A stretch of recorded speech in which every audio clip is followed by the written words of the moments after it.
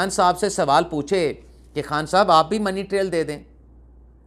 आपने तो अपना पेशा जो अपने नॉमिनेशन पेपर में बताया है वो तो आपने फिलंथ्रापिस्ट बताया है।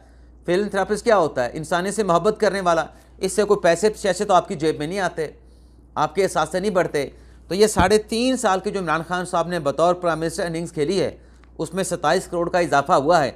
और क्रिकेट की ज़ुबान में अगर मैं बात करूँ नाजरीन, क्योंकि खान साहब क्रिकेटर हैं, खान साहब को भी क्रिकेट की ज़बान में बात करना कि मैं एक बॉल से एक ऐसी इन स्विंग से जरदारी, मौलाना, नवाज शरीफ की विकटें उड़ाऊँगा, तो खान साहब ने ये जो 5 साल का टेनर होता है किसी भी हुकूमत का, तो 3.5 साल तक तो कौम हुकूमत की खान साहब ने, यानी खान साहब ने अपनी 50 ओवर की इनिंग्स में से 35 ओवर खेले हैं।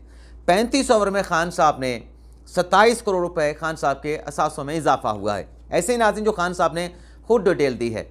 अब क्रिकेट की ज़ुबान में बात करते हुए 35 ओवर तक तो आप बड़ी स्लो, आहिस्ता